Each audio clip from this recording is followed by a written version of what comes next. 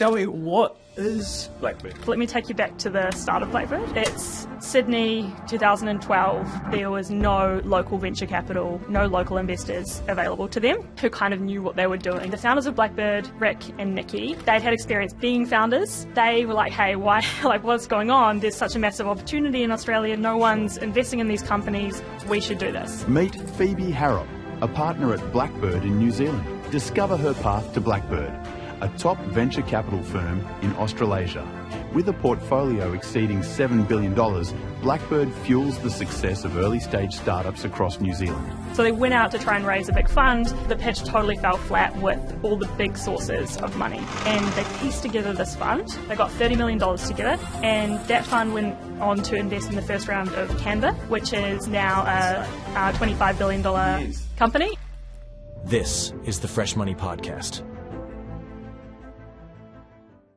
74% of Pacifica, 56% of Māori feel unconfident or unsure when making financial decisions. This podcast is all about opening up the conversation of money and to help everyone get better at it. So if you can please like and subscribe, it's our promise to interview more people who can help and inspire you to become better with money. Please note that this podcast does not constitute financial advice. If you are needing financial advice, please consult a professional or get in touch and we can point you in the right direction.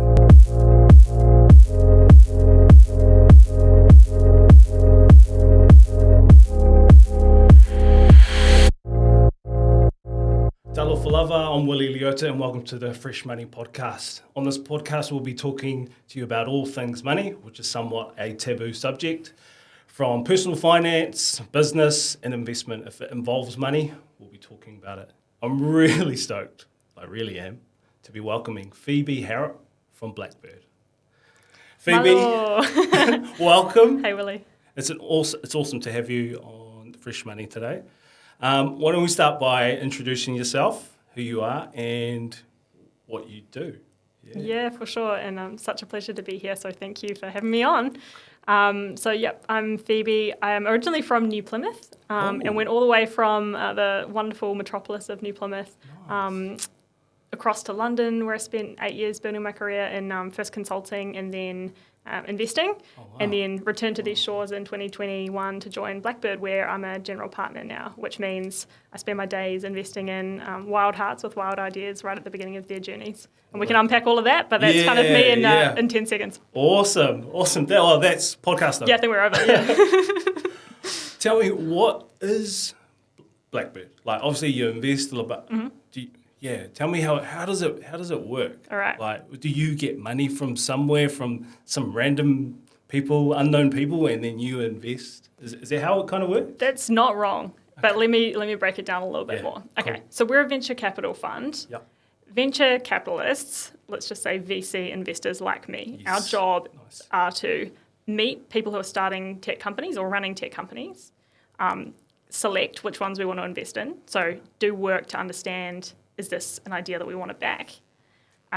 Win the right to invest because, great companies get a lot of offers for investment and we have to kind of compete to win the right to invest. Then we work with those companies, those founders after we've invested. And then we have to fundraise ourselves. Actually, this should be step one. So every 4 years, we go and rattle the tin and try and raise money that we can, we call it raising a fund, big pot of money that we can go and then invest in all those startups. So from the Blackbird perspective, let me take you back to the start of Blackbird. Yeah, cool. So it's Sydney, 2012. There have been some epic companies built from Australia. Atlassian would be a standout one. I don't know what the market cap of, meaning what all its shares are worth, is right now, but it'll be in the tens of billions of dollars. Yeah, wow. It was founded by two Australians in Sydney, but in order to scale their business, there was no local venture capital, no local investors available to them who kind of knew what they were doing and saw the ambition that they had and could fund it. So it was clear that Australia could produce these companies, looking over in New Zealand, same situation, Trade Me, Xero, those sorts of companies had really got into scale without the help of venture capital funding. Really different to, say, in Silicon Valley, where there was a really well-established network of investors who could help these wild ideas come to fruition. And so the founders of Blackbird, Rick and Nikki, they'd had experience being founders and also in fundraising for venture capital. They were like, hey, why? Like, what's going on? There's such a massive opportunity in Australia. No one's investing in these companies. We should do this. So they went out to try and raise a big fund, and the pitch totally fell flat with all the big sources of money, like the institutional money managers. They were like super funds. Yeah, those super type funds. of guys. Yeah, they were like Australian startups. What? This is never going to be a thing. Yeah. So they did manage to raise a fund over about 600 coffee meetings. One-to-one meetings, basically with people who'd been founders, had worked for Silicon Valley companies, maybe a few high net worth individuals, but it was all individual people putting in like 100K, something like that. And they pieced together this fund. They got $30 million together, which is a pretty nice fund for a first time. And that fund went on to invest in the first round of Canva, which is now a $25 billion company. And so, how much was that first? The first investment? Yeah. I think it was $250,000 they invested. Oh. And then so there's a few things that came out of this. One is that Blackbird went on to invest in every round that Canva raised. So as Canva as an example, as they got bigger and bigger and more ambitious, we did too. So crazy. The team grew. We raised bigger funds so that we could be relevant in those, hundreds of millions of dollars sized rounds. And because then you've got those larger VCs jumping on board. Yeah. And Rick, who is still on the board of Canva, and it's just something that's really enabled. It's a proof point for why it's possible to build world-changing companies from this part of the world. And it has actually, you can imagine, really piqued the interest of those sources of capital that weren't interested to begin with. So a lot of superannuation funds are now investors in Blackbird, and the success of Canva and a couple of other companies of their vintage have really shown the potential for startups in this part of the world. Now, in New Zealand, in Aotearoa, I believe we're at a similar spot to where Australia was maybe 5 or 6, 7 years ago, where we're at a stage that a lot of people still are not aware of startups as a career path. It's not prestigious or something that you would even aspire to. Like, people here still want, people want their kids to be accountants, doctors, lawyers. This is definitely the case in New Plymouth when I was growing up. Success was like, if you were smart, you went to med school or law school, and still like not a bad option. Yeah, it's still a great. But we still culturally don't have that much awareness of startups. What we see is people starting tech companies because they land on some problem that they're super obsessed with. They want to make better. They want to, improve their corner of the world in some way. And then they realize that the most effective way to do that is to build novel software or hardware, something that kind of fixes the user experience. And to do that, you actually need to bring on engineers, salespeople way before you have revenue. Yeah, true. And that's where venture capital helps. Yeah. So just casting back a few years, Sam Wong, who's my colleague and partner here in New Zealand, she's from Australia, she kept meeting all these Kiwi founders who were coming to Sydney. About a third of the companies she was meeting were based in New Zealand. And she's something is happening there.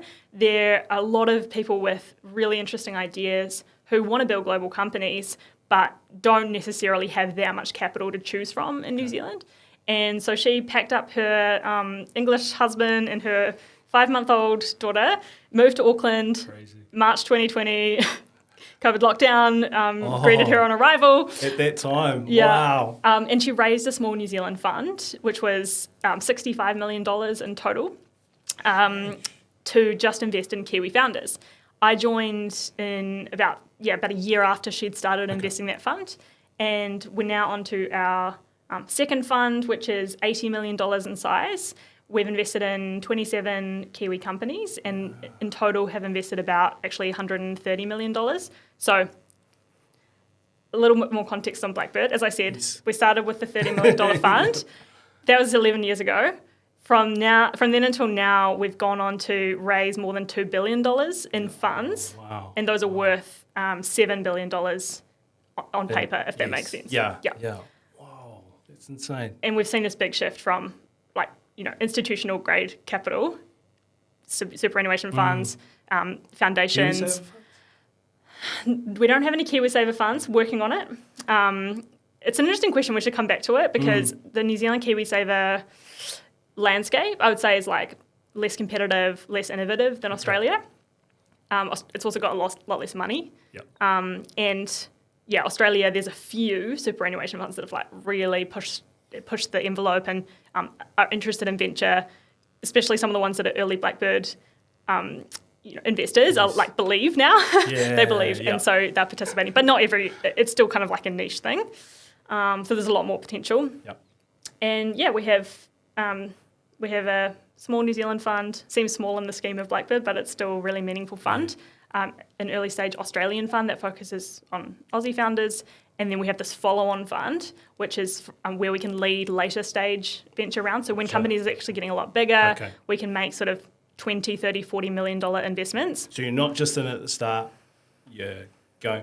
When they need extra capital and raising or looking for more money, you follow on. Is that right? Yeah, that's kind of our strategy, and we're a little different to some of the other funds locally in that our goal is to we probably meet about 300 founding teams a year, and we only invest in about 5 of them.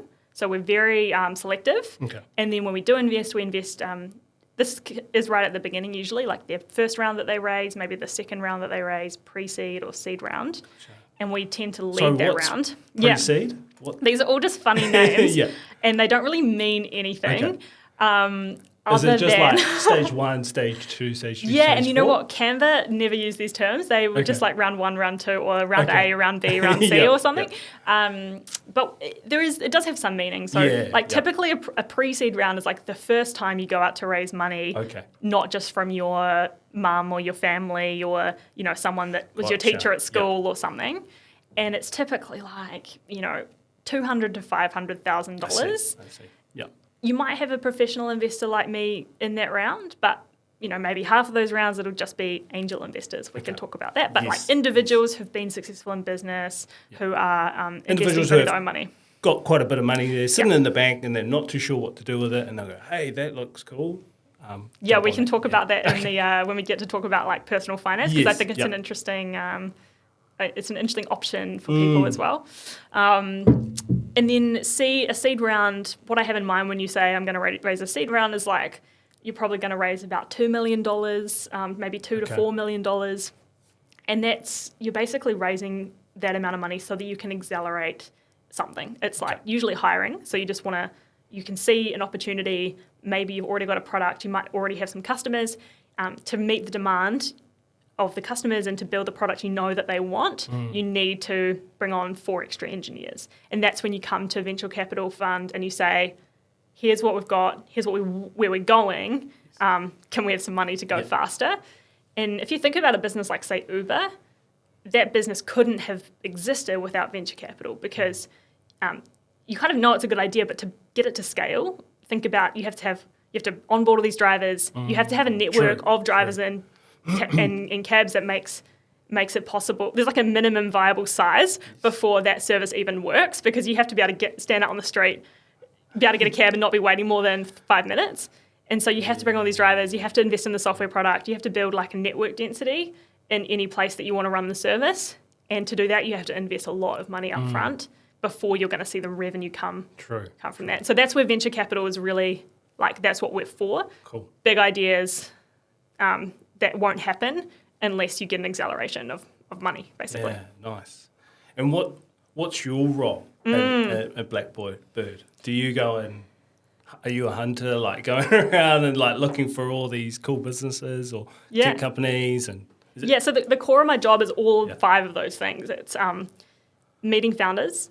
That could be at events. It could be because someone I've invested in or heard about someone raising money and they tell me, and then we meet. It's spending time going deep on the company with whatever information there is available. So that could be talking to some of the customers, building a thesis in my mind of like why I think this is a company that's maybe I should set the scene a little bit more. When our style of venture capital, because there are quite a few different types of fund. So I'll talk about Blackbird because I know Blackbird best. Every time we invest, we want to be able to see a path to this company in front of us becoming a Canva. Yeah. So becoming a really big Gotcha. independent public company. That usually means the things that would help me believe that would be if it was a really unique product that no one had built before, that customers really love, where there's just such a, the person who's building it, the founder at the center of it, is just overflowing with ideas about what they want to build next. So there's a big ambition for all of the pieces that are to come, all the chapters to come in the company's lives. And so it's kind of been laid out, this is what it's going to be, and these are the things. Yeah, and look, things, almost nothing is what you think it's going to be at the end. True. But having a vision for what you want to build, and that vision being really massive, helps me understand that it could be a big business. Usually it means like not just building a business in New Zealand. Many of our companies are already, right from the start, right from the pre-seed stage, distributing to overseas customers. Maybe they're building cloud software that you can subscribe to anywhere in the world. Gotcha. And so during that like selection phase of my job, it's really trying to understand, is the idea big enough? Do customers start to love it? Is the problem really painful? Is the product that this team is building really beautiful and great to use? Is this team working quickly to deliver product? Do they work with pace? And more than anything, at that stage, I'm just getting to know the founders, because usually there's like not much to go on. And it's my job's... You guys can invest on an idea. Totally. Right? Yep. Can be pre-product, pre-customer love, definitely pre-product market fit. That's crazy. And so it's a little bit actually more like being a sports coach, because it's really talent spotting. It's like, are these incredible people? Yeah. You're like a scout.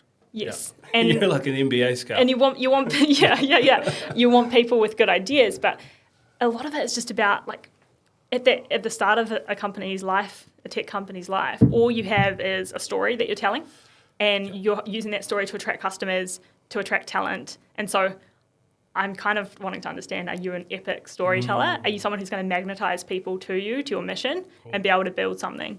So there's a lot to get right. Yeah. And that's basically the main part of my job, where I spend a lot of time, is knowing which ones to bring to spend more time on. Yeah.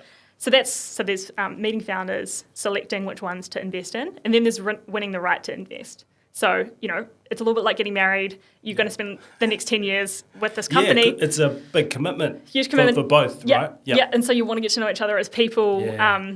You want to be really aligned on like what's the ambition for the business, and not being having different hopes. Like if I hope it's going to be $1 billion company, and you hope that you're going to sell in 2 years and retire and buy a batch. Needs to be that alignment there of what you're expecting. Yeah. And there's no right answer to what your aspiration is for a business at all. True. But it's more like, just like, let's be really clear about what success is for you, so that we're not misaligned. Yeah. And then there's working with the founders after we invest. Cool. So there's like legal stuff in between where we like sign documents, and we can talk about that if you want. But I was going to say, how do you support the businesses that you invest in? Yeah. Well, there's support that I give as an individual. So that might be, I'm on WhatsApp with you if there's anything that's on your mind. Monthly meetings to talk about, like, having someone like me who knows your business well but isn't running it, to step back and say, like, what's going well, what's not going well, where can I help, and most importantly, where can I bring resources to help you? Because I haven't been a founder. My expertise is basically how to raise money, how to get investors to love you, and keep your company alive, which is pretty much the main concern of most founders at this stage. Because how do we pay the wages? Yeah, exactly. I can't tell you how to build a beautiful product because I've never done it. But what I can do is pull on this incredible network that Blackbird has. We believe that founders need community before they need advice, and so we're all about. That's awesome. That manifests in heaps of ways. One is we spend a lot of time, money, and attention bringing people together and creating the surface area for serendipity to strike. So just bring people together, whether it's over dinner or in a retreat situation. Sunrise is a big festival that we put on.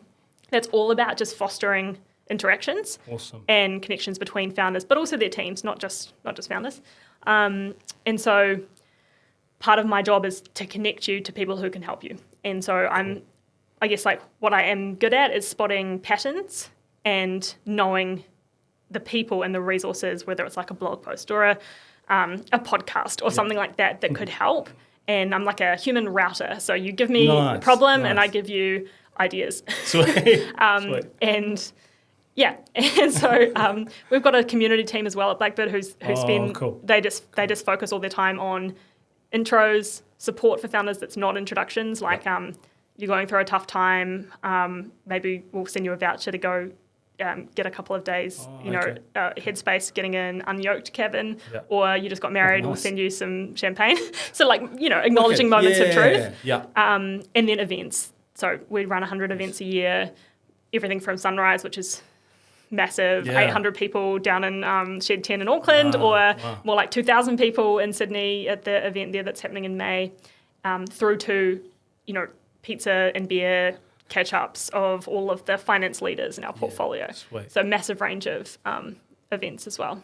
Nice. Final thing I'd say on that front, on the how do we help founders post-investment? Something that it kind of gets at those other strategic pillars, but we're trying to build our networks massively in the US and the UK as two first markets outside of Australia and New Zealand, where a lot of our founders actually move their companies or they build teams in those markets because there are a lot of customers there. And so we're building Blackbird's brand so that we've got a local network in those markets for hiring purposes, for follow-on investment, and for our own fundraising as well. So that's a new initiative that we're doing called Blackbird Abroad. Wicked. That's amazing. So how do you, being a scout or being a partner, sounds like a pretty cool job. I think it's the best job ever. How do you get one of those jobs? Is there a linear career path that leads you to that?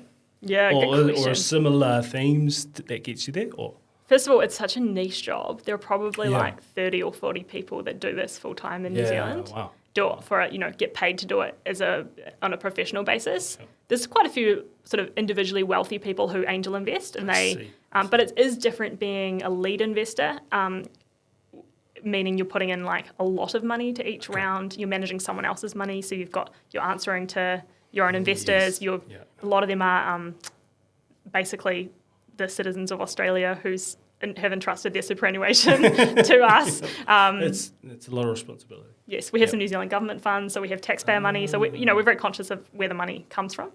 Okay, so the two main paths into becoming a partner at a VC fund, there's sort of the finance path or career investor path, and then there's the founder path. And the Blackbird partnership has a mix of both. Okay. So you have people like Nikki, who founded a company with Scott Farquhar, who went on to found Atlassian. Okay. So they founded a company not as successful as Atlassian, but still awesome. Before that, and he had been a founder in the US and decided to move to the investor side. So that's one example. Sam, my colleague here, had a legal tech startup that she took through StartMate, which is kind of we can talk about StartMate, a sister company to Blackbird. Didn't go very well. In fact, she's always embarrassed to talk about it, but what an incredible experience, because you even being a founder for a year, you just give us empathy for... That's right. You know how it feels. You know what how the no's feel when you get the 50 no's from investors. So before that, she was a lawyer. Actually, I think 6 out of 7 Blackbird partners have law degrees. I don't know why, but it's back to that thing of if you don't know what you want to do and you're curious and you're pretty smart, then you're probably going to do a law degree, because it's opens up doors. There's a lot of crossover with it. And for my part, I was never interested in business. Growing up, I didn't really know anyone who ran a business, never thought about technology companies, but I knew that I wanted to try and make some positive change when it comes to health outcomes, education outcomes, climate change. Those things were motivating to me. So I went and did law. And then kind of through that realised that actually law is not the most effective way to make change. Especially if you work with the smartest and most prestigious lawyers, you're probably at a commercial law firm, and you're not really helping make big change when it comes to health, education, and climate change. You tend to be reactive, so you're trying to fix problems that have already happened rather than being really positive and pushing things forward. So rather than go down the law path, I decided to go to Bain, which is a management consulting firm, and I didn't really know anything about consulting. Otago, where I did law, was not the most outward-looking commercial kind of environment. The first time that Bain ever came to recruit on campus for their graduate program was the year that I was kind of graduating. Yep. And so I was curious about it because Bain, they're one of the big three, aren't they? Yeah, one of the big three management consulting firms.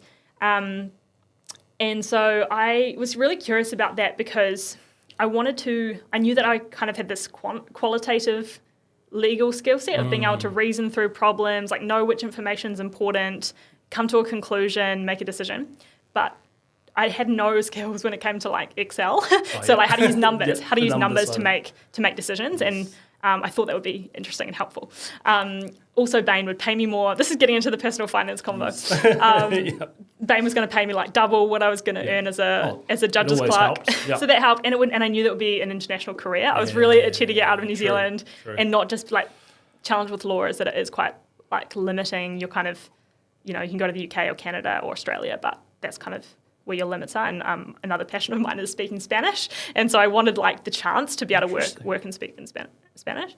So I joined Bain. I was lucky enough to get selected to join Bain, and I loved the interview process. Like I found it so energizing. It was so hard and mind-bending, but really just a whole way of looking at the world that I hadn't encountered. Yeah, cool. So they asked you questions during the interviews like, how many tennis balls get sold in Australia per year? Go. And you're like, I know nothing about the tennis ball market. And they're like, doesn't matter. Just think about it. Like, how would you reason from first principles to make an estimate of that? And it was interesting. I don't know if listeners will relate to this, but I find when people ask me maths questions, I just like shrivel up and die. Like, I'm pretty quantitative, but it's like this thing of like, I'm not good at maths, like that's all that my brain says. And so it was quite a challenging interview process, but they obviously saw something in me and took a chance. So I joined Bain in Melbourne and worked as a consultant there. Could talk about what that's like if that's interesting. Yeah. What is that like? So management consulting firms. What do they do? Yeah. So the big three you're talking about are Bain, McKinsey, and BCG. Yeah. There's also like PwC, Deloitte, KPMG, EY all have consulting arms as well. They basically help usually big companies with business problems. Cool. And they're like a squad that you bring in to diagnose a problem and then maybe create a solution. So that could be like Westpac. Our business banking customers don't seem to be happy for a couple of reasons. Okay. Can you go and survey them and come up with a solution for what products we should be offering? Yeah. And sometimes big companies want to bring an external perspective. It's fascinating work as a junior person fresh out of uni because you kind of get this business education, a lived MBA kind of experience. True. You're getting paid well for it. You're also getting absolutely flogged. So, like, it's super stressful. How many hours usually, like, 80 a week, 70 to 80. And it's stressful in other ways because you are doing stuff that you've never done before. You're constantly changing, businesses, industries, problem sets, and you're also working often with the CEO or the CEO's reports. And they're kind of like, who are you? Like, and how old are you? So are you in the right? It's like a massive recipe for imposter syndrome. Yeah. But in terms of like what I got out of it, it was worth it for all of that because it was just like that's helped you now, right? Yeah, it definitely helped me. How you assess. Get outside New Zealand. Honestly, like it's a great brand to have on your CV. People kind of know what it is. It's funny because if you talk to Nikki, who's one of the founders of Blackbird, he'd probably be like, you're wasting your time, like who cares about brands? But I think if you're from a small town in New Zealand, you're kind of like, it's massive. It's a ticket and like... Well, like you said, New Zealand is still a wee bit behind. Yeah. So it's still cool. I mean, like it's still a big name. Yeah. Although my parents are like, you're going where? Like you're doing, what is your job? And the best thing about it was just, working with incredible people. Yeah. Like it just, really smart, really kind, funnily enough. Bain has a great culture. And really smart people who just teach you how to think about problems. Cool. So I do actually come back to that Bain education a lot especially like sitting on boards and just things that seem common sense to me are things that were more drilled in during those years. Cool. So you've got that foundation of, I suppose, of a methodology of working things out. And go, I can actually just see that straight away. Yeah.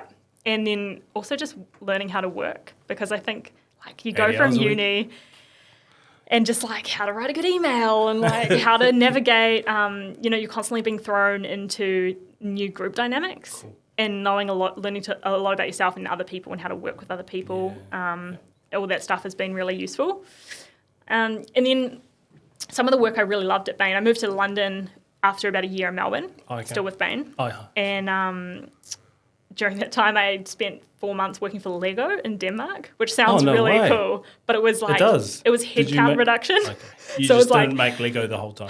Sadly not. But I did get to stay in the Lego hotel. So it was this weird situation of like coming back from, finish work at 10 p.m., a day of like deciding who's going to lose their job, not deciding, but helping the company decide.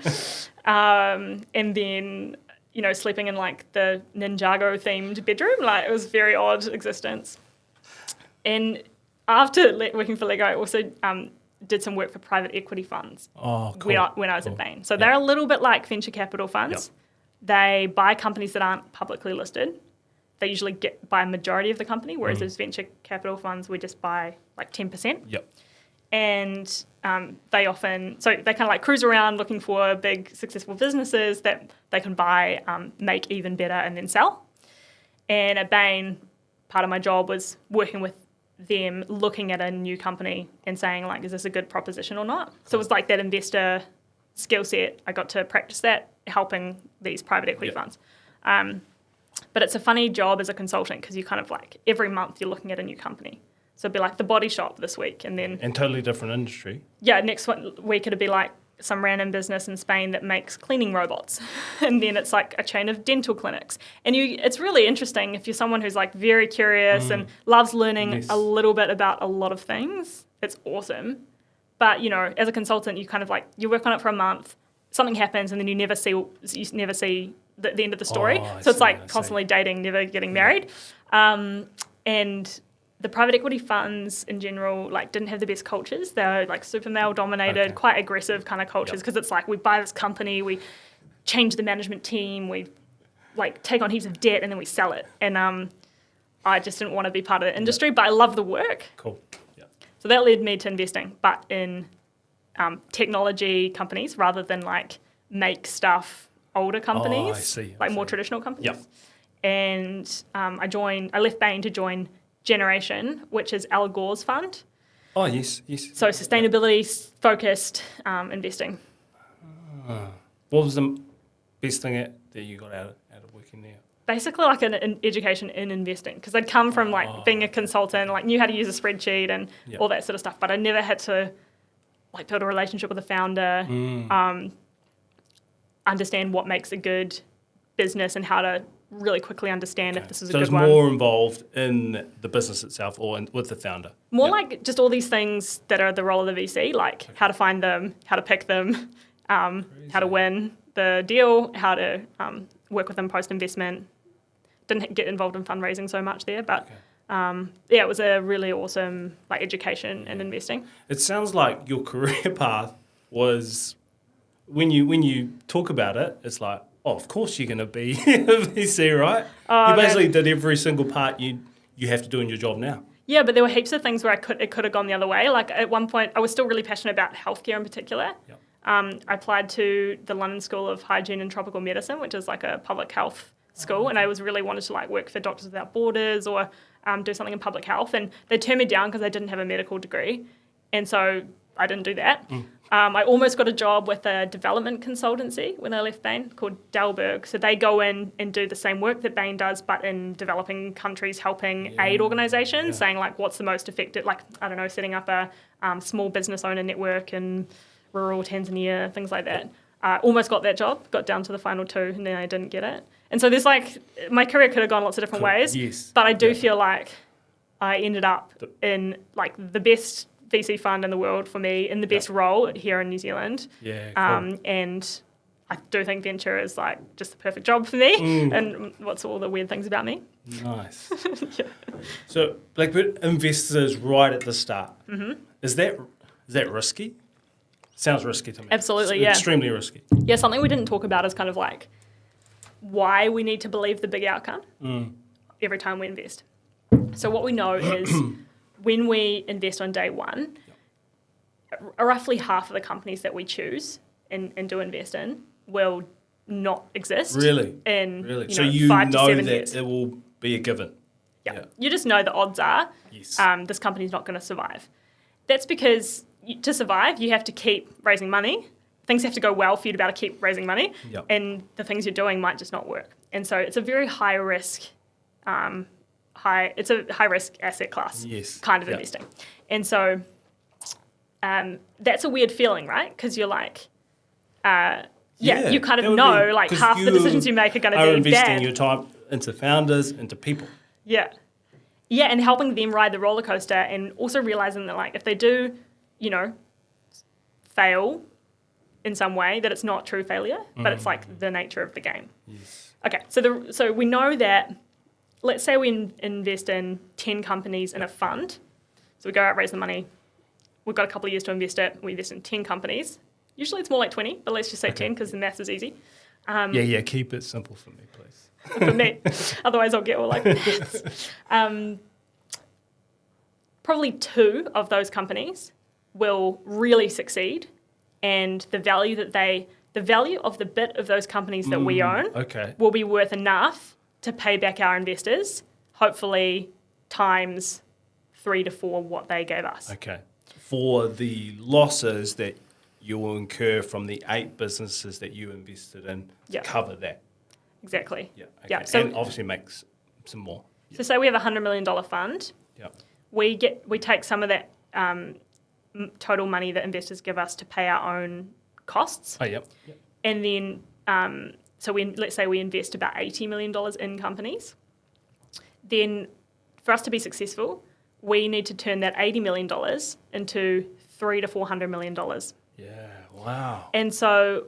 And we also know that we're not going to, if you think about the $300 to $400 million, it's not going to be from all 10 companies. It's going to be from 2. Yep. And so working backwards, every time we invest, we have to be able to imagine a path where our tiny slice, 10% of a company, is worth $300 or $400 million.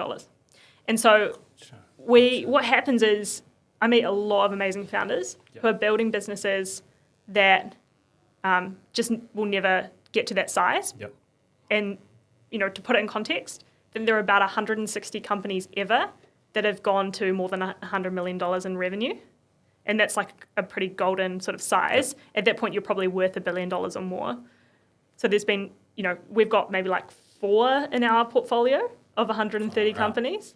And so these are the odds we're talking about. Yeah. And so when I pass on companies and I'm like, it's you, it's us, not you. Yeah. It's just it's not personal. Yeah, it's just the maths of how like true venture funds work. And there's other kinds of strategies out there, but ours is very much like the highest risk, highest potential reward end of the spectrum. We're like, foot on the gas kind of money for ideas that can be really massive and potentially have that ability to pay back the fund. It's called the power law. So, you have like 1 or 2 power law companies per fund that are ideally, hopefully you have some. But we'll see.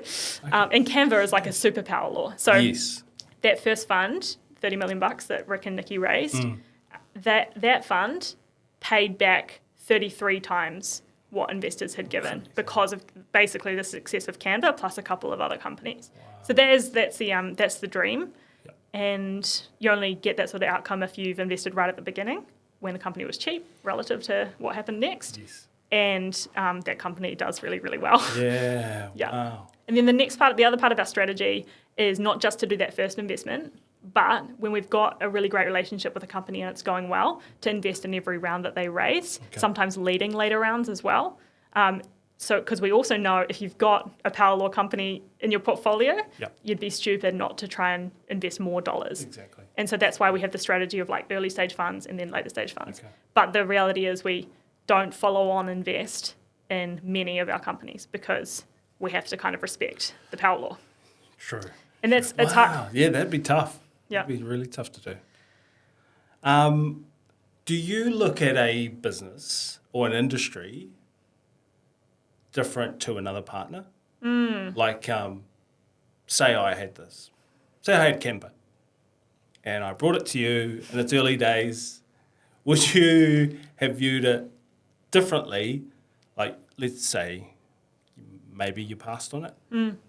If Canva hadn't have got, say, Nikki or another partner, like, what are the Great what question. are the kind of implications of that to you guys? Like, obviously, you guys are trying to see as many companies like that all the time, and if someone passes, where does it go?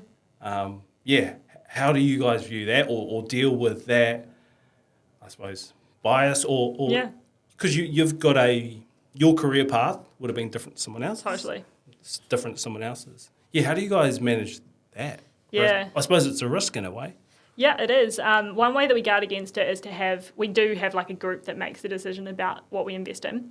So if I'm excited about a company, I'll write up a short note about why I love it, why I think the product's awesome, what we know about the customer love, why I love the founders, try and paint a picture of, why this is exciting. Usually at the early stage, you're focused more on what can go right. Okay. We didn't talk about this on the fund economics thing, but every time you were talking about offsetting the kind of the ones that don't work out, and you can only ever lose 1 times what you've invested. Okay. But the potential upside of what you can make from investing in the right thing, is 60 times your money or whatever, or 1,000 times your money. And so I guess we're very risk on in the sense that we'd rather make bad investments than miss the great one. Oh, okay. So we tend to make investments rather than not make investments. I see. Okay, so when it comes to... have it go to the next stage in the process, right? Yeah, exactly. Talk to it with, hey, is that how it happens? So you would go, hey, I've got this really cool company. Yep. You wouldn't sign on the dotted line straight away and just give them the money. It would go to a team. Yeah, right? We have an investment committee for each of the funds. Yep. So for the New Zealand fund, the investment committee it's pretty much like everyone on the team. And what's cool is so it's like a jury of your peers. Yep. So I'll bring the company in. The founder will pitch to the whole group. And then straight afterwards, we all vote as to whether we want to personally do the investment. Yep. And you can vote hell yes, no, or hell no. Oh, wow. And there's a rule, you can't just vote yes because it's too easy just to say yes. Yeah. And so if you're a hell yes. If you're a yes, you're really a no. And so you basically have to vote hell yes or no, or hell no. And what we do that we do it blinded so that you can't see what more senior people or whatever. So everyone who's present at the pitch, whether they are on the investment committee or not, will vote, and then we'll discuss the votes. And the amount of sort of love that you need, the amount of hell yeses you need to make the investment, depend on how big the investment is. Okay. So if it's less than $2 million, if I feel really strongly about a company, and everyone else is lukewarm, I can push that through. Okay. If it's more than $2 million, then we need 3 partners to approve it.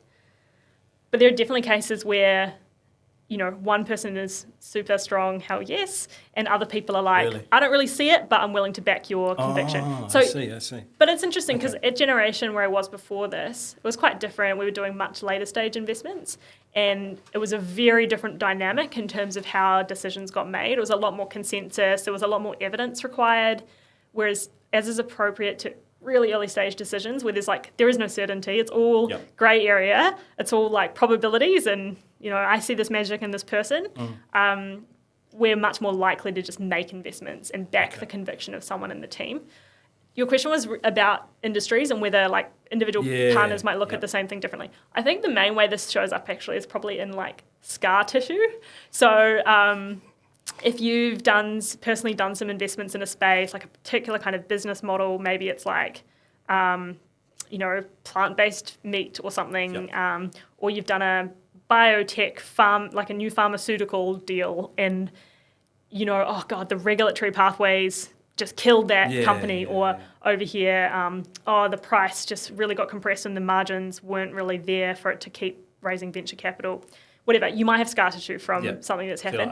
It's not going to work. Yeah, and so we do try it as a group to that's why we have multiple people weigh in on the decision, and then also encourage people to acknowledge I wouldn't do this deal because I ABC, but I'll support you if that makes sense. Okay. But I think, yeah. So you would go, because of my experience, yeah. I wouldn't do it. So I'm going to maybe take a step back and not let you guys decide, but maybe neutral, and then, yeah.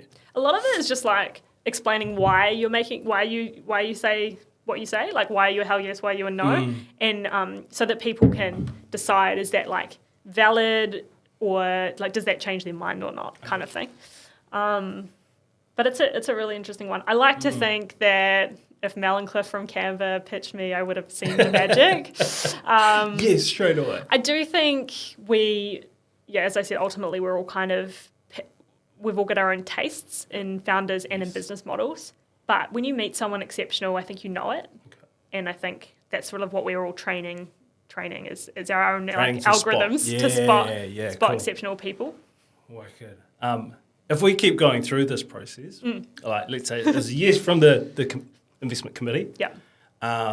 Do you guys do more legal stuff, more due diligence on the business? What happens there until and then do they sign a contract, or is it the term sheet?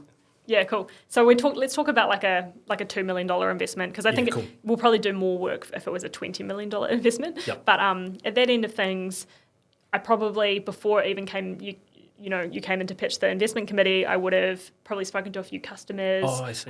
Maybe spend a bit of time with other people in your team to get a sense of like who's building the product, if you're not the CTO, and that informs like the little write-up that I do for my colleagues so that they can come to the meeting with a prepared mind. Okay. So there's a bit of diligence that goes on first.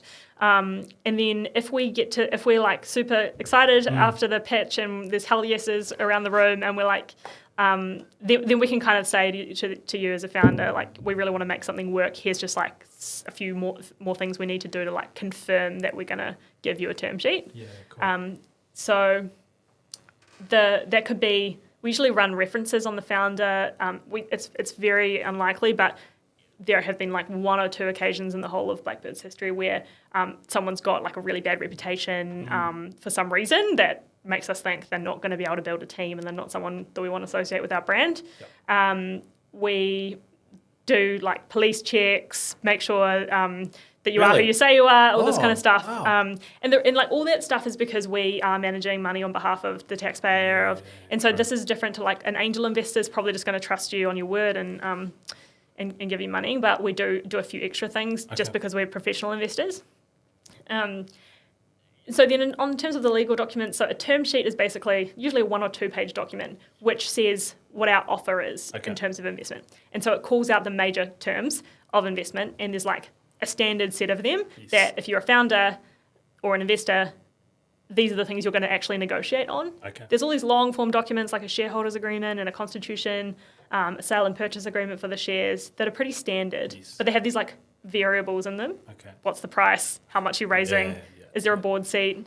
All this kind of stuff. And that's what we're actually negotiating. So we do that first, and then we say like, if this looks good to everyone, let's just go make it true in the documents. Yep.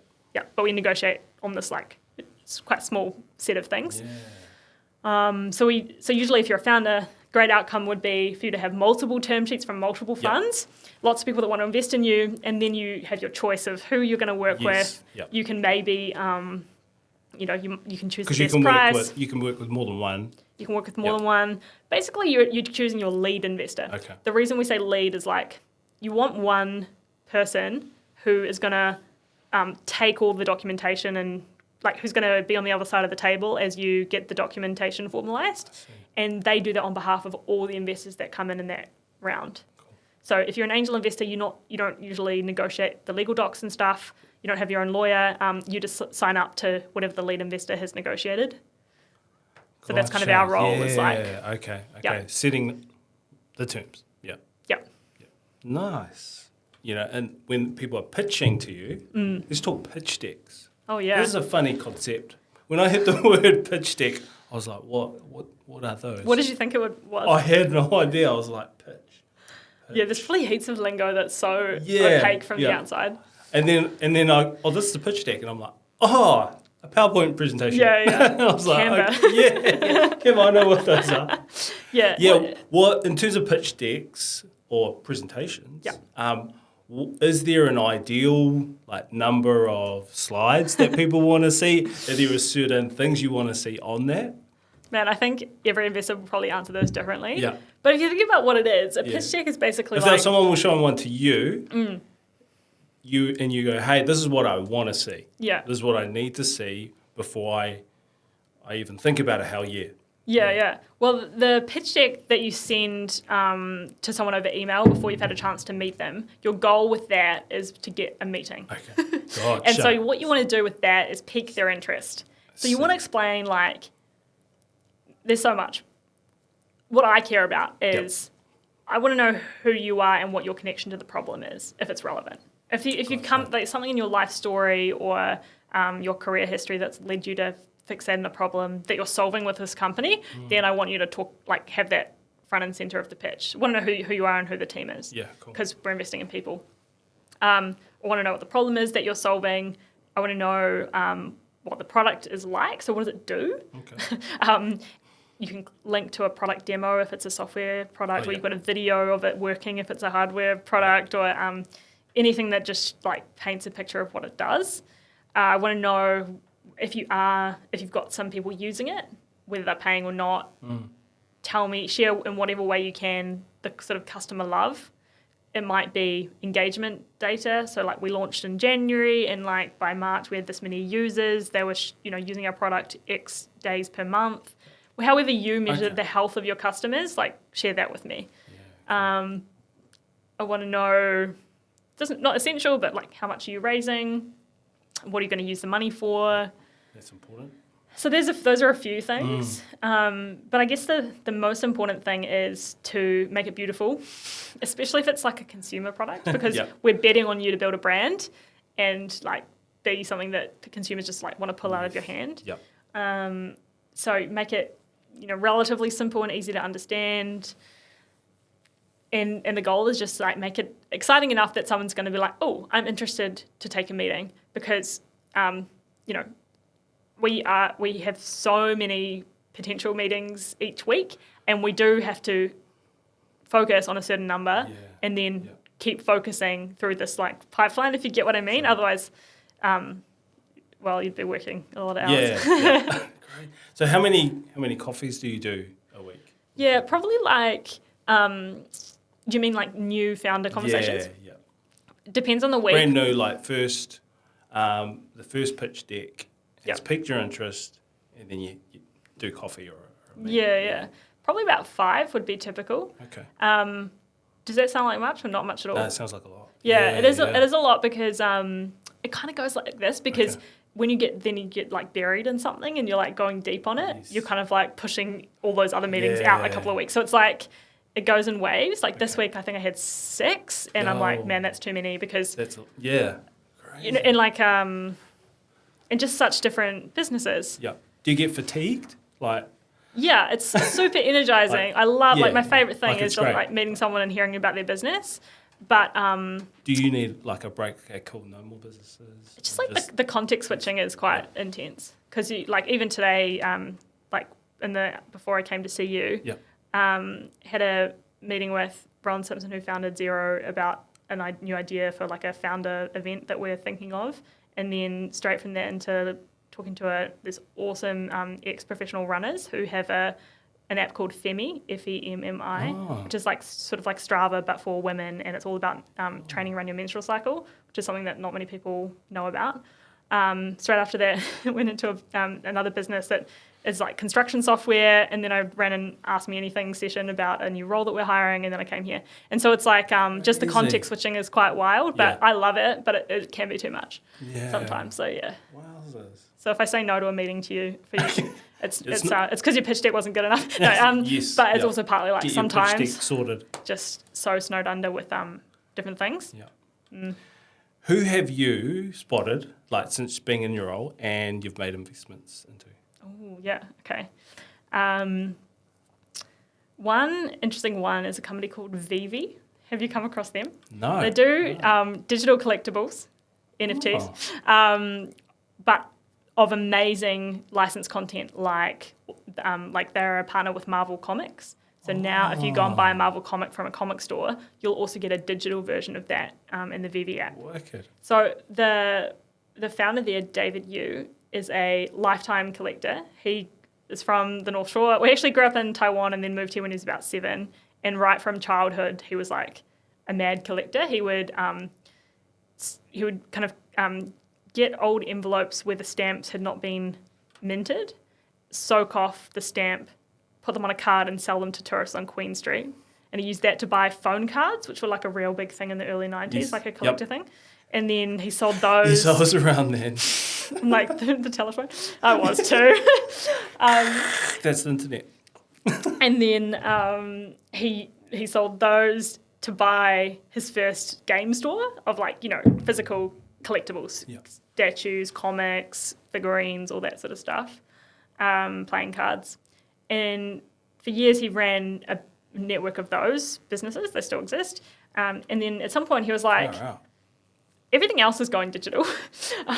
Like books are going digital. What's going to happen to collectibles? Surely there's going to be some digital version of those. This is like 2017, so just before, like a couple of years before the NFT craze. Yeah.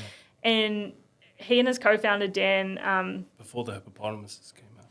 exactly, before the bored apes and the Yeah. the dogs, Yeah. the Shiba That's Inus. crazy. And so they went to all of these large licensors that own IP, like Pokemon or Okay. Jurassic Park, and said, we want to make digital versions of your collectibles. Things that you sell, distribute through game stores, like, let's make digital versions. They'll cost you very little to make, and you can make extra money. And they were like, well, that sounds great. Like, no one's going to buy them because who would buy a digital collectible? But sure, here, have the rights. And so they got these insane, What? like literally just pounding Just the pavement. have the rights. Yeah, sneaking into meetings, like pretending they had a meeting with the executive, whatever, just showing up. And so they launched the VV app in December 2020, and just coincided with basically this massive wave of interest in digital collectibles. Yep. And so they had this insane experience of getting to hundreds of millions of dollars in revenue over a couple of years. But from being first to market and having a really good product. So that's one Crazy. example. And it's like this untold Kiwi success story. Yeah. They're too busy to he doesn't do Well- many podcasts, but They don't need to do any marketing, I suppose. well, they have a Or- really loyal fan base Yeah. globally. Yeah. Yeah, but it's not that many New Zealanders know about it. Okay. So that's one example. That's cool. And then I could talk about a couple of founders in Tauranga. There's David, who's actually one of our Māori founders. We don't have many. We can talk about that. I know that was a topic of interest. But David Penne, who was at Xero. Actually, he used to be a backup dancer for Stan Walker. Oh, wow. And I know. And then he became a software engineer. Same industry, yeah. Yeah, pretty similar. And he was at Xero for 6 years, and then founded this company, Care Patron, with Jamie, his co-founder. That is sort of beautiful practice management software for therapists, nutritionists, health coaches who want one software where they can book clients and record their meeting notes, have an AI tool that listens to and automatically records the session, notates the session, a space to collaborate with their clients. So, I send you this treatment plan, you can comment it and send it back to me, manage their billing, all that sort of stuff. They launched that in Tauranga, but about half the customer base is in the US, another 20% is in Latin America. They do that all from here. Far out. So that's another cool... What's their name? Care Patron. Care Patron. Yeah, another investment I love. Good work. Yeah. Good work. Going on from what you said before, how many Māori and Pacifica businesses has Blackbird invested in? Zero Pacifica and 2 Māori founders. Yeah. And what's Blackbird? Is Blackbird doing anything to support that growth? Yeah, it's a good question. I think one way we support the growth is through storytelling and bringing together, like through events like Sunrise, trying to be very intentional about who's on stage and what perspectives they're bringing, and to bring a wide range of perspectives. I think we have actually one of our main focuses at the moment is gender diversity first and foremost, because we also have a massive gender problem in our industry, let alone, Pacifica women or Māori women. So that is certainly something where we're sort of starting there and investing a lot in ensuring that 40% of the teams that come and make it to our IC stage have a woman in the founding team. Awesome. And I think we'll keep chipping away at these objectives. So at the moment, if we were to set an ambition around the number of Māori or Pacifica founders that were coming through our pipeline, I'd be ashamed at the level that we'd have to set that at. Like, even if I said 10%, I don't think I could find 10%. Yeah. Do you know what I mean? So we have a real, it's a pipeline problem, but it kind of is, because it's awareness. It's like awareness of tech companies as a way to solve big problems. That's right. I do think the style of investing we have, it does tend to suit a particular personality type, which does tend to be, like, it shows up more frequently in white males who have seen people go before them follow this path, who have similar ambitions, who want to be like, they want power and and money, and they want to achieve big things. Be a global founder. And like most people don't want that and don't actually want what that means. It's a freaking hard road. True. And so I would never say like you should be following this path. It's got to feel authentic. It's got to be what you want. And there are so many other ways to build a business than take money from the likes of Blackbird. But we're here for the person who does have that massive ambition. Cool. How much of your role is science versus art? Like, how many times have you seen in Blackbird that partners have made an investment based on a gut feel, or on the art side of things? It's probably 70 or 80% art. Really? Yeah. I think the science is, well, let me put it this way, the science is not really complicated. Okay. People talk about venture maths. It's not difficult maths. It's more like having a mental model for what businesses will work, or will be sort of, of the quality and can be venture-backed businesses, as in they, could become really big independent public companies. It's more like pattern matching than it is science. It's mostly about, so I suppose you're always like comparing the thing that comes across your desk to all of the examples you have in your mind of what went well and what didn't go well. So there's like some science, there's pattern recognition and repetition. But the art is actually way more important, because it's a gut feel of like, is this person going to do something extraordinary? And do they want to do what... I don't know, that I find that fascinating for some reason. Yeah, I think it's something like, I've definitely come more from an analytical background. And so even now, I'm definitely working on trusting my gut more. Doing things like sleeping on it, like having a pitch and then not... It's funny, those old school sayings are actually they hold a lot of truth to them, right? Yeah, they do. So seed investing is much more, it's as much gut as head, and it's as much art as science, maybe even the majority of art. There's a cool, really awesome, if anyone's interested in the space, there's an amazing investor called Cyan Bannister, and she did a cool episode with Patrick O'Shaughnessy on Invest Like the Best, if you're interested. She was talking about, she joined Founders Fund, which is it's Peter Thiel's fund, it's one of the best VC funds in the world. And she left because they were all like way more head analytical style investors, more accustomed to assessing bigger later stage companies. And she was like, she's just a wild believer in the future. And I want to be more like her, is what I'm saying. Awesome. Yeah. Awesome. And obviously you've seen, heard, when businesses go wrong, when they fail, when they shut down, what happens to the money that you guys have invested in, and do you guys support them, or what happens? Yeah, as I said, about half of our companies will fail, so, quote unquote, won't return money to the fund, basically. So fail from our perspective, but we don't use that word. And so, it's always tricky when this happens, because founders, of course, they have a strong belief in what they're building, they have a strong ambition, and when things don't work out the way they want, like they're just not getting product market fit, customers just aren't buying what they're putting out there, or it's not going as well as it used to be, it's really heartbreaking because it's so much more than a job for founders. And I think, first of all, we just respect and have empathy for the founder in that moment, because it's very different being a founder than being an investor in a business.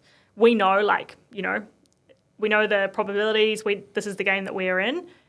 Like, of course, I would rather your business was an incredible success, but the fact that it's not, we're not going to get any money back, that is just the rules of the game, and I don't feel necessarily emotional about that.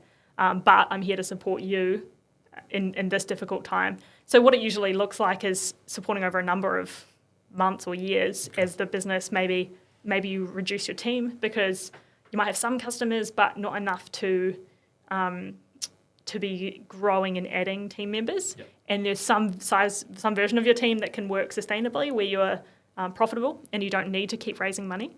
And a lot of my time would be helping get founders to that realization, and then making it happen, and then getting them feeling good about the new version of the business. Basically, we're always here to support founders until they are no longer ready to, they no longer want to fight, if that makes sense. Yes. Yep. And that's their prerogative. Yeah, true. So we're minority investors, we don't own your company.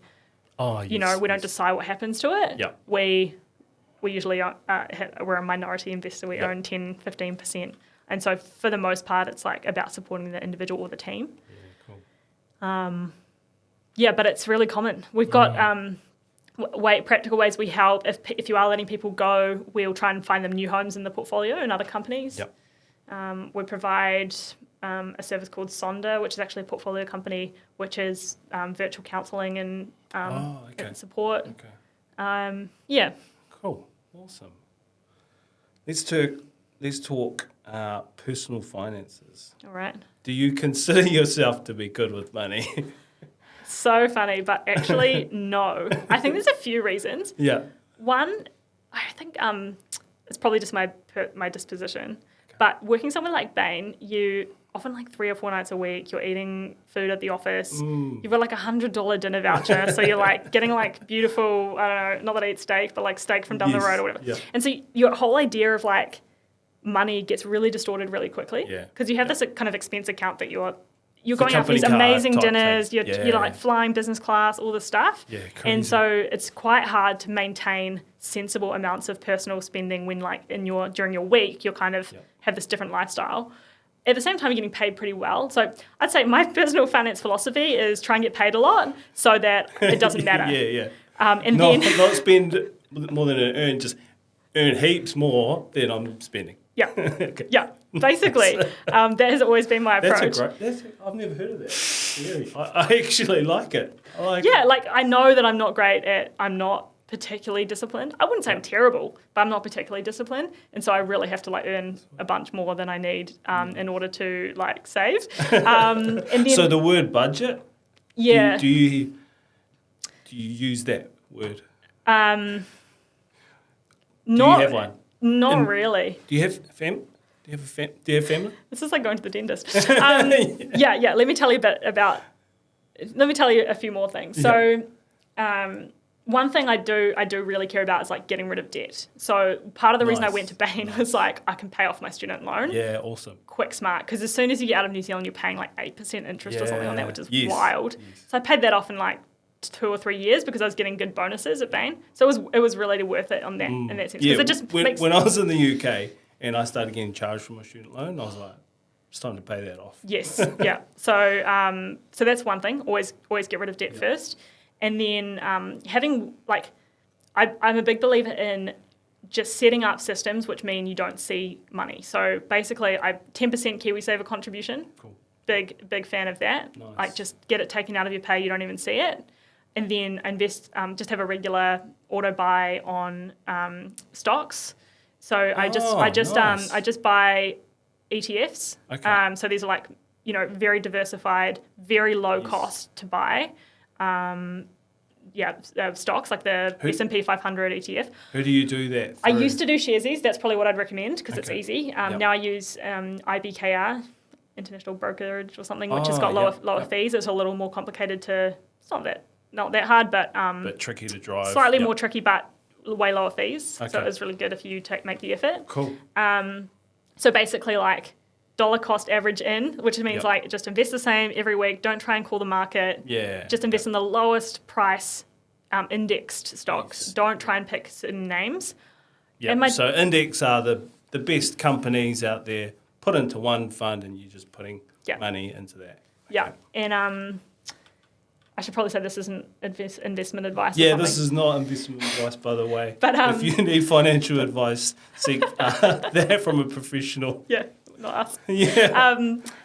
And I think one thing I learned from my time at Generation, which was the where I was before Blackbird, their company started off just investing in public equity, so these like publicly listed companies, and they are one of the best. It's a hedge fund basically. That's one of the best people, like sets of people at doing that in the world.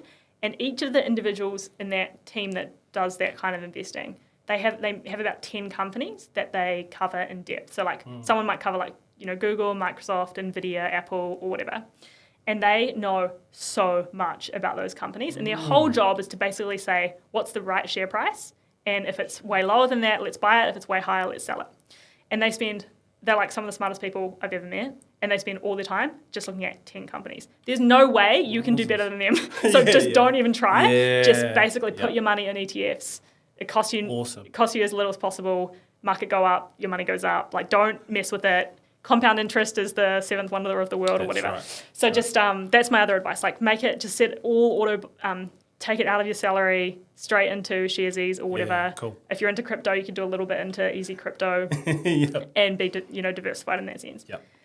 For me, in terms of family, I've got my partner Richard. He's actually like a personal finance expert. Oh, wow. So we can talk about that if you want. Oh, And like yes. his journey is actually pretty fascinating because he went from like full-on frugality lifestyle to basically retiring through really good money management. He's 33. Wow. Really different to me, like a lot more disciplined. And What does he do? Is he like a financial planner? So or he prior was, to... he was a business journalist, and then Oh. and he wrote a lot about personal finance. Okay. And he wrote a book called Optionality, which outlines a bunch of the stuff. Cool. But basically, he was working as a journalist, so he wasn't earning heaps of money, Mm. not amazing salaries. But what he did was like reduce massively his cost of living. So first of all, he never took on a student loan. He went somewhere that he could get a scholarship. Didn't really care where, as long as it was a scholarship. By contrast, I had a full scholarship to Auckland, and my parents were like, "No, you shouldn't go to Auckland. Yeah. Go to Otago. It's a way better experience. And get a massive student loan." And I didn't even think about it at the time. Anyway, we can go into that. Yeah. But okay, so he was all about like reducing his cost of living. So cool, he went. cool. So that's a different theory to the one that Very you said different. before. Yep. Very different. So he's a different person. He's like, I don't want to have a job. Interesting. I want to get myself into a position where I don't have to have a job. Yeah. And whereas like I love working, I'd rather do my own strategy.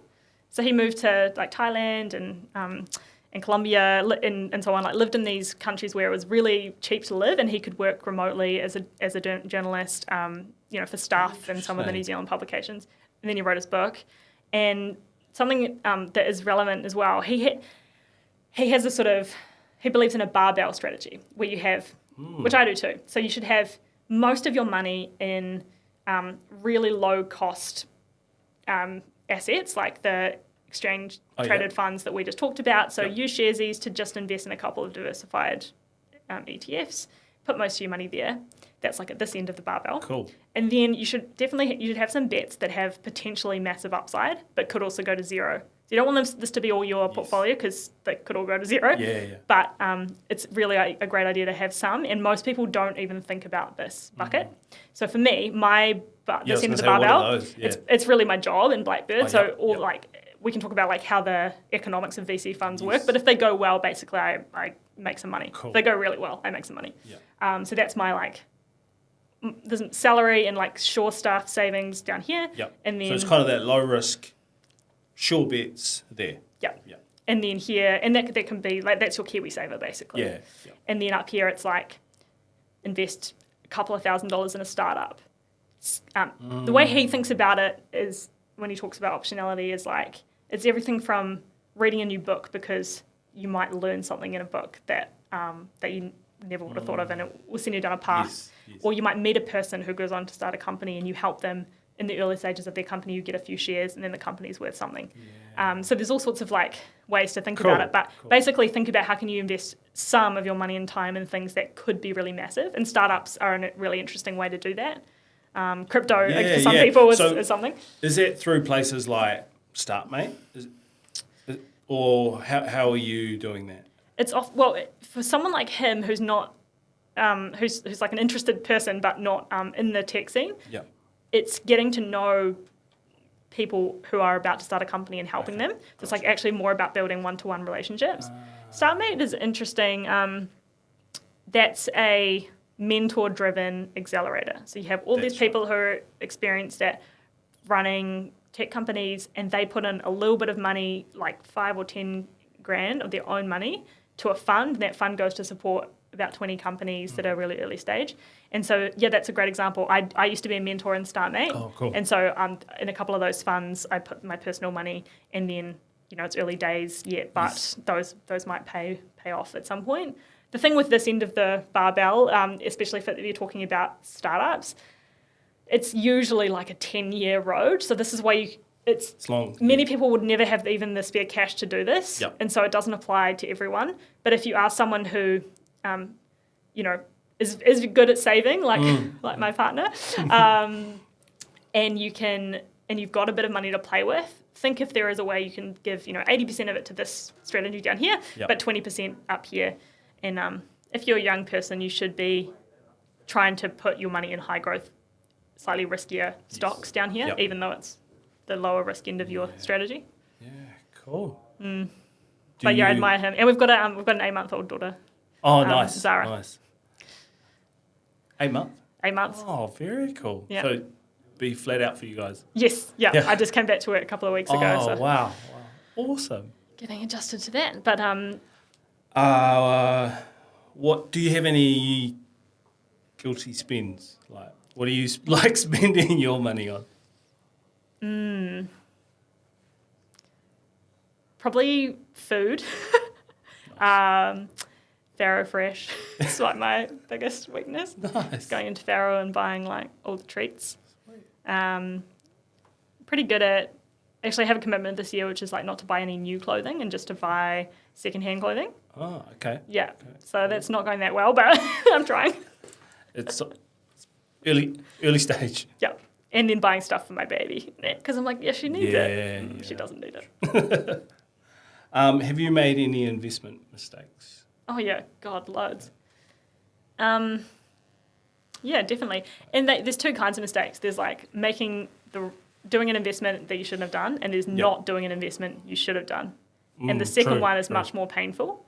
Definitely. I don't think there's too many big ones there yet, but it'll take time for that to become obvious, because I've only been back here and investing for a couple of years. Yeah. But on the investing where I shouldn't have, I don't know, like it's more art than science. Yeah. There were things that now I would not make the same decision because I've learned so much about what to look for. Yeah. And you only learn by making mistakes. And I'm lucky to be at Blackbird where that is understood and encouraged. And there's lots of environments, lots of funds where that culture is not in place. And I think that would be a hard place to grow up as an investor. Yeah. So we've just had someone join our team, and my advice to them was like, just come in, make a bunch of investments, little ones, because as I said, like if you're only investing a small amount of money, it can only go to zero. Yeah. But the potential is that it could become a lot, and you'll just learn so much by, putting money on the line, putting your time on the line, and working with those founders. It's the only way to learn. Cool. What's the ultimate goal for Blackbird? Like, is it to become like Sequoia or someone like that? Yeah, I think for Blackbird as a fund, we want to be one of the leading seed investors in the world and be recognised as one of the best places to take investment if you're a founder. So a real founder-friendly brand. Yep. And be relevant, like compete with the best VC funds in the world. And that's part of like our investment in going to the US and the UK is relevant to that. I think in Aotearoa, I see a huge potential for the tech sector and for startups and for amazing people to channel their energies into startups in order to change the world that they live in. And so for me, it's about expanding, growing the pie of our industry. That's all elements of it. Founders, talent that's going to work for their companies, people who are going to invest in their companies. It feels like we're about 10% of our full potential, and there's just so many ways that we can develop in terms of people, money, impact. True. I think once if you've worked in a corporate and then you go to a startup with other epic people, you just feel the difference where you're really having day to day, you're creating something out of nothing together with other people who are really ambitious and motivated. And I think it's just the best environment to work in lots of ways. Maybe there's some downsides as well. You're not going to get very structured training. Your manager might not have done the thing before. You're not going to get a business card to go in. No, it's different. It's probably not exactly 9 to 5 all the time, all that stuff. But if you're the right kind of person, then it's an amazing environment to be in. You learn so fast. So I'm just passionate about more of that and driving that. Awesome. And what's the goal for yourself personally? And for you and your wee whānau? Yeah, well, I think it comes back to where I started, which is I just love making even if it's a small positive difference in the world. So by helping, companies succeed and gain that global status if they're doing something really meaningful for customers. Yep. So I think of companies that we've been able to back and take to scale like Halter, which saves dairy farmers I have seen them. hundreds of hours a year, means they don't have to get up at 4 a.m. to move the cows, that's but amazing. also makes cows more productive and happy and makes better milk. Through to, we've got a company in Wellington called OpenStar, which is attempting they're trying to build a reactor for nuclear fusion. And if that works, then we'll have abundant, basically free energy. I mean, it's a real crazy bet in a way, but if it works, it will be absolutely world-changing. I'm still passionate about healthcare, education, climate change, and I just think startups and technology innovation are the best, most efficient ways to make change in those areas compared to policy, legal, law cases, and big corporates that just can't move with the same pace as startups. So I'm here to invest my time and energy and experience in the next generation of founders building in those areas. Awesome. That's amazing. And build Blackbird Aotearoa into the envy of Blackbird, which it is already, because everyone thinks we're really cool. You guys are, in terms of VC, you guys are the cool one. I mean, right? Within Blackbird, people think New Zealand's really awesome because we're 5 people out of the whole 55 company, and everyone's like, I want to be in Auckland. It's the cool office. Yeah. Oh, nice. Nice. Well, thank you so much for coming on Fresh Money. If people want to reach you and send you their interesting, amazing pitch decks, yes, how can they reach you? They can email me at phoebe@blackbird.vc. Cool. PHOEBE @blackbird.vc. Sweet. Awesome. And I promise to reply. I don't promise to meet you. Yeah. But yeah, I'm here for it. No promises. Cool. You are not obliged to do anything. But you'll have your links and details on the podcast. So cool. Thank you so much. Thank you.